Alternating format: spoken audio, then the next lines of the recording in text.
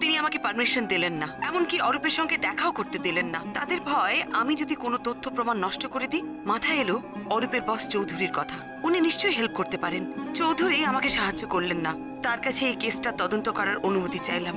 তার যুক্তি, যেহেতু আমি অরূপের আত্মীয়, তাই যদি আমাকে এই কেসটার দায়িত্ব দেন তাহলে হয়তো মিডিয়া, এমনকি তার উপরতলার সবাই তাকে চেপে ধরবে। আমিও তাকে কথা দিলাম, যে করেই হোক প্রমাণ করে দেব অরূপ নির্দোষ। চৌধুরী জানালেন লোকাল থানায় গিয়ে অফিসার এসদের সঙ্গে দেখা করতে। তার কাছে খুন হওয়া মহিলার অরূপের বিরুদ্ধে করা ডায়েরি আছে। অরূপের বিরুদ্ধে করা ওই মহিলার ডায়েরিটা দেখলাম। মহিলার নাম সুপ্রিয়া সান্যাল। বুদ্ধি করে রেজিস্টারের পাতার ছবি তুলে নিলাম। বিশ্বাস করুন রিয়ান, আমি ভাবতে পারছি না রূপুর মতো এরকম একটা ভালো ছেলে এই বিপদে পড়তে পারে। কি করে এটা হলো বুঝতেই পারছি না। পুলিশে কাজ করে, এমন একটা সম্মানের কাজ, একটা দায়িত্বের কাজ, তাকে কেন লোকে ফাঁসাবে? ও কি করেছে? রূপুর কি হবে ভাবতেই পারছি না। রিয়ান, আপনি কাঁদবেন না বেয়ান। বড় বৌমা তো গেছে, দেখুন একটা ব্যবস্থা ঠিক করবে। এতদিন ধরে পুলিশে চাকরি করে ওর কলিগরা ওকে অ্যারেস্ট করলো। আচ্ছা, ওরা কি রূপুকে চেনে না? ও রূপুর মতো একটা ছেলে পারে মানুষকে মেরে ফেলতে? ষড়যন্ত্র। আমি বেশ বুঝতে পারছি এটা পুলিশের বিরুদ্ধে একটা ষড়যন্ত্র করা হয়েছে। আসলে ও তোর কাজে খুব দড়, তাই হিংসে করে এসব কাণ্ড করে ওকে ফাঁসানো হয়েছে। মা ঠিক বলেছে, ও পুলিশে কাজ করে, অন্যায়ের বিরুদ্ধে লড়ে, ওর তো শত্রু হবেই। বেয়ান, কাঁদবেন না বেয়ান, দেখুন একটা ব্যবস্থা ঠিক হবে, ঠিক হবে একটা ব্যবস্থা। আপনি চুপ করুন। নন্দা, তোমার মা একটু সামলা, কান্নাকাটি করে তো আরেক বিপদ বাঁধাবে। যাও। মা, মা তুমি একটু শান্ত হও। দিদিভাইয়ের উপর ভরসা রাখো মা।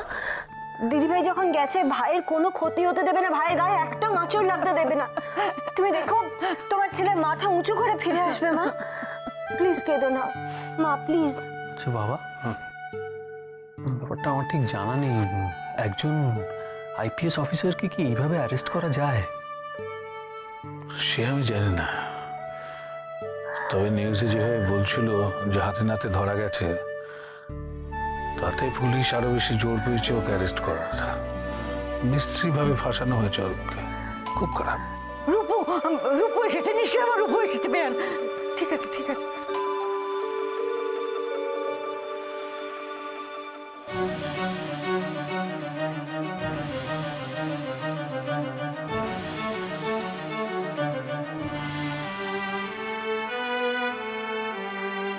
পরমা, পরমা তুমি একা এলে? রূপু কোথায়? ওকে ফিরিয়ে আনতে পারলে না? পারবো মাসিমা, ঠিক পারবো। পারবে? সত্যি তুমি পারবে? আমাকে কথা দাও তুমি আমার রূপুকে ফিরিয়ে আনবে। যদি তুমি পারো সসম্মানকে ফিরিয়ে আনতে, আমি তোমাকে বলছি তুমি যা বলবে আমি তাই করবো। অরূপ আমারও ভাই মাসিমা, ওকে ফিরে আনার দায়িত্ব আমারও।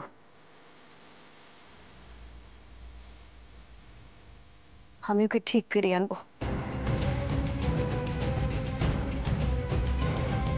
আপনি ওর বিয়ের তারিখ ঠিক করুন।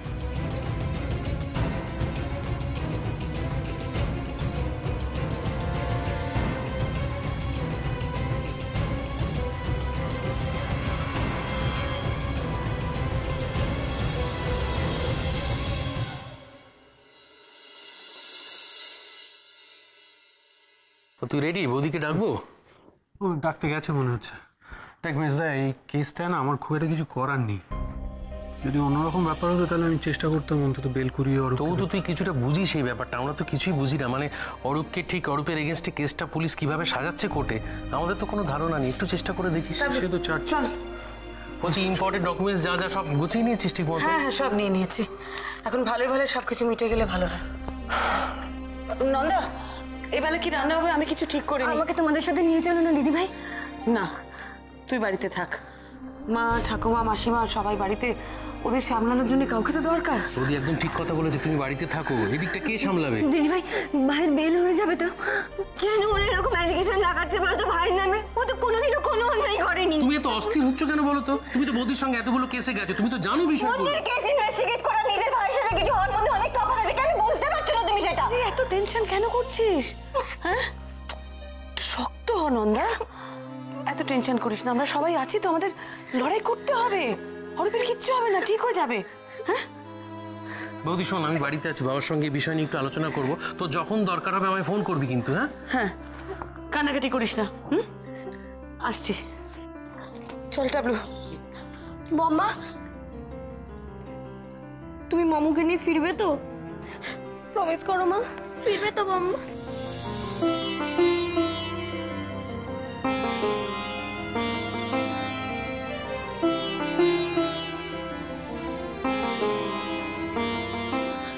প্রমিস। হাসো হাসো, স্মাইল স্মাইল স্মাইল। চল, টাটা। টাটা।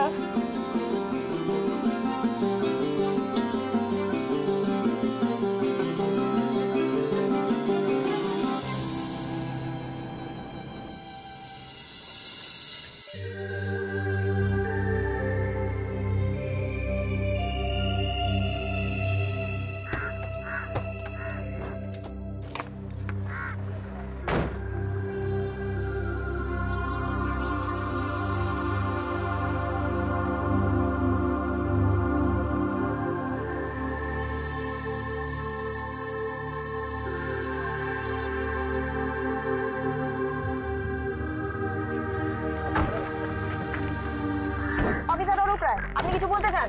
আপনি এটা কেন করলেন? কি শত্রুতা? বলুন, আপনি কিছু বলুন। স্যার কিছু তো বলুন স্যার। কিছু বলুন স্যার। স্যার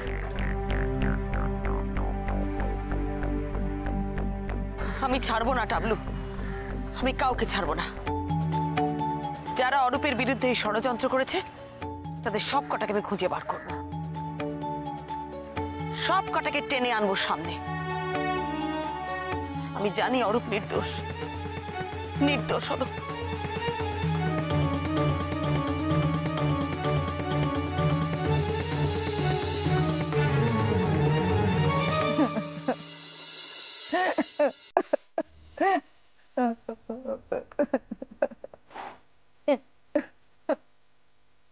মেঘনাথ ভাইয়ের মা,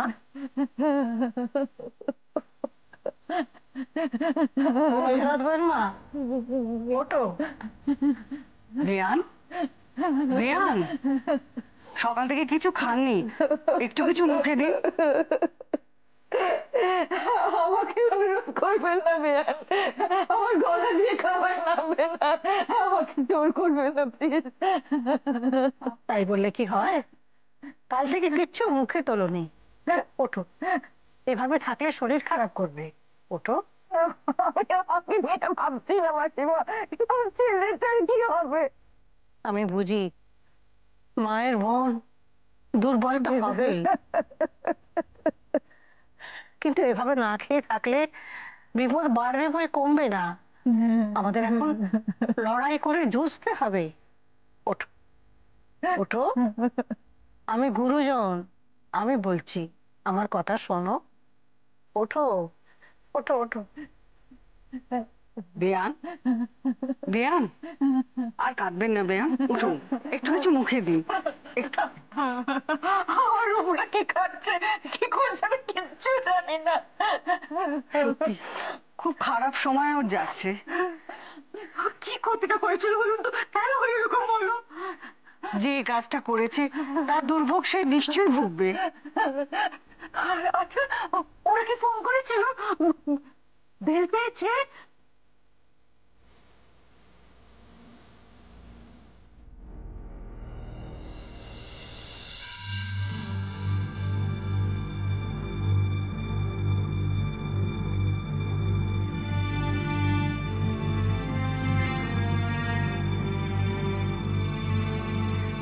ভবনী, চলো আমরা একটু ওদিকে গিয়ে বসি।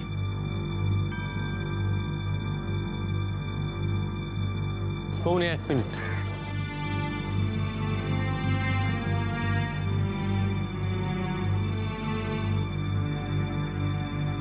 একটা পেপার দিন তো। চলো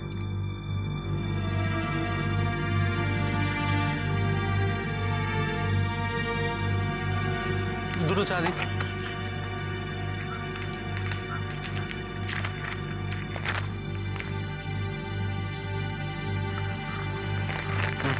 ওখানে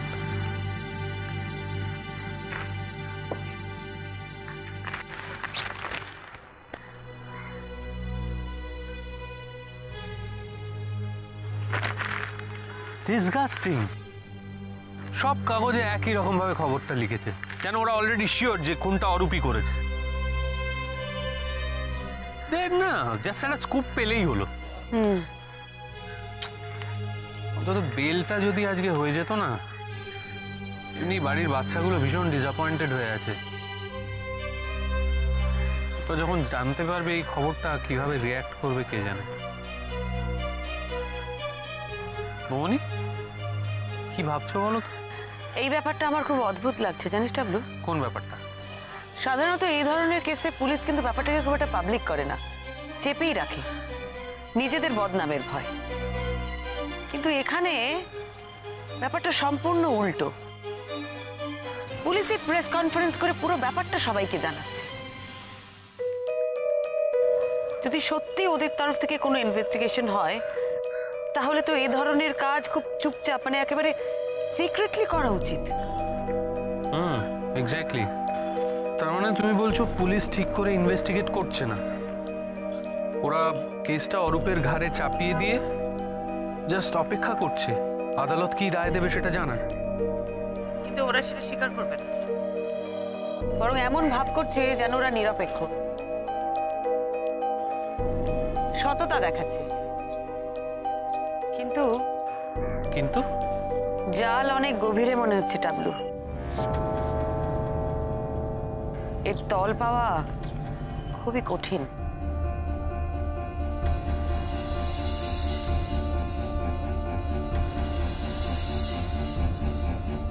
তল তো তোমায় পেতেই হবে বৌমনি, কারণ একমাত্র তুমিই পারো অরূপকে বাঁচাতে। চেষ্টা তো করবই, কিছু একটা সূত্র ধরে তো এগোতে হবে। কোথা থেকে শুরু করবে বলে ঠিক করছো? সুপ্রিয়া, সুপ্রিয়া সান্যাল কে এবং কেন?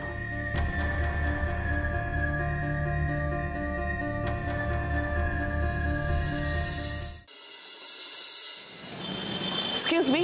হ্যাঁ বলুন। আপনি এই বিল্ডিং এ থাকেন? আপনারা কাকে খুঁজছেন? এখানে কাল যে খুনটা হয়েছে সে ব্যাপারে একটু জানার ছিল। আমি প্রাইভেট ইনভেস্টিগেটর পরমা মিত্র। আপনি কি ভদ্রমহিলাকে চিনতেন? চেনা বলতে শুধু মুখ চেনা, আলাপ বা খাতির কিছুই ছিল না। কেন? আপনারা তো সবাই একই জায়গায় থাকেন। তাতে কি, তো হাজব্যান্ড ওয়াইফ সেরকম মিশুকে ছিলেন না। হাজবেন্ড মানে সুপ্রিয়া সান্যালের হাজবেন্ড? তিনি কোথায়? সেটাও জানেন না? কি ইনভেস্টিগেশন করছেন? গত 3 মাস আগে গাড়ি অ্যাক্সিডেন্টে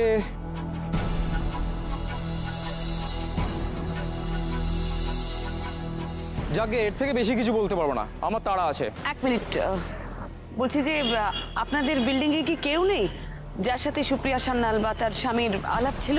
ওই ওনাদের সামনে একটি ফ্ল্যাট আছে, ওনাদের সাথে কথা বলে দেখতে পারেন। গত বছর মেয়ের জন্মদিনে সুপ্রিয়া সান্যালের হাজব্যান্ড ওই ছবি টবি তুলে দিয়েছিলেন আর কি। ওটা কিরকম উইয়ার্ড একটা বিহেভিয়ার করলো না? কথা বলতেও যেন প্রবলেম হচ্ছে। চলো ফ্ল্যাটে যাই। চলো। আমি পরমা মিত্র, প্রাইভেট ইনভেস্টিগেটর। আচ্ছা বসুন, আপনারা বসুন।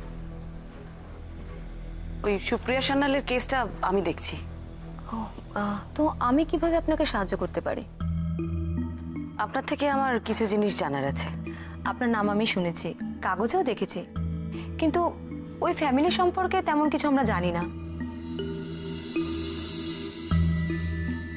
দেবারতী, আপনি প্লিজ আমার সাথে কোঅপারেট করুন।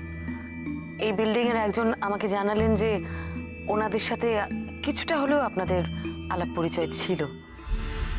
ওনার হাজবেন্ড বোধহয় আপনার মেয়ের জন্মদিনে ছবিও তুলে দিয়েছিলেন। তাই যদি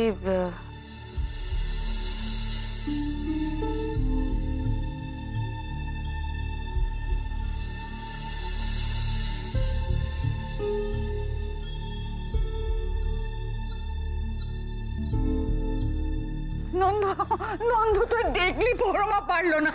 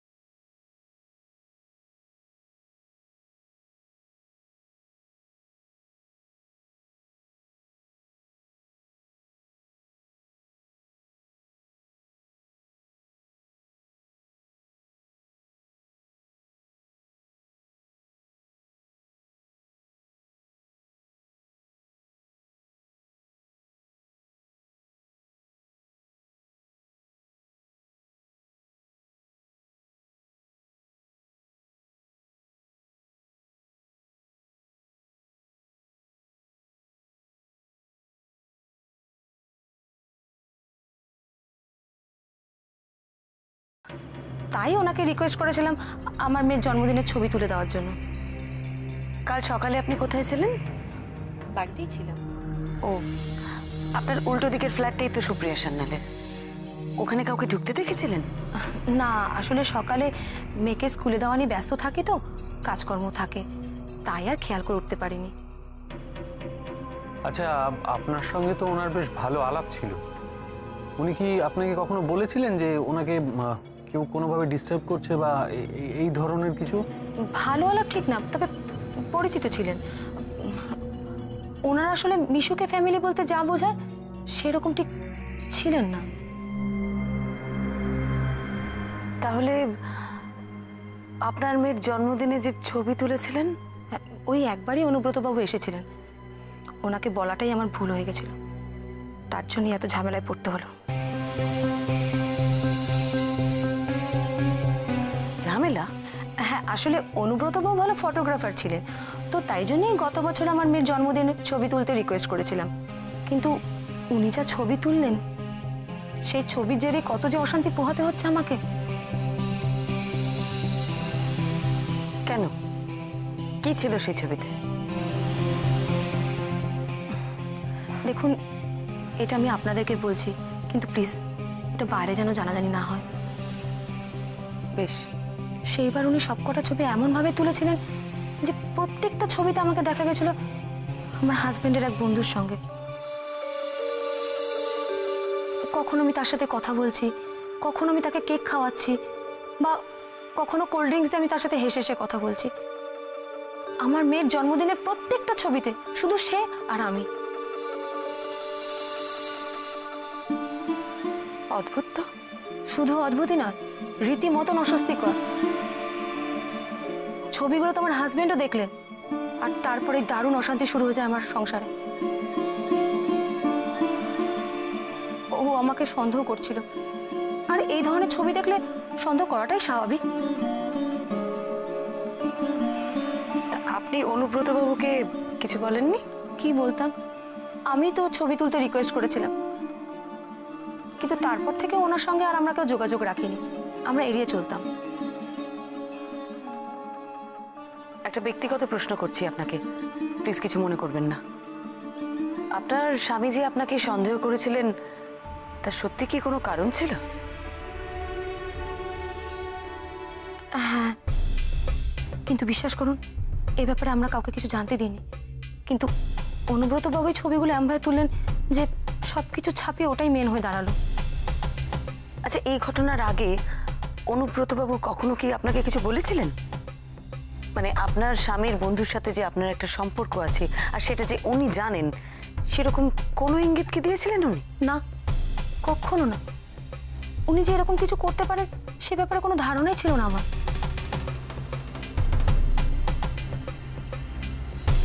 কি মনে হলো বৌমনি? একটাই জিনিস মনে হচ্ছে যে সুপ্রিয়া সান্যালের মৃত্যুর সঙ্গে অনুব্রত সান্যাল কোনোভাবে জড়িয়ে আছে। এক্স্যাক্টলি, আমারও সেটাই মনে হচ্ছিল।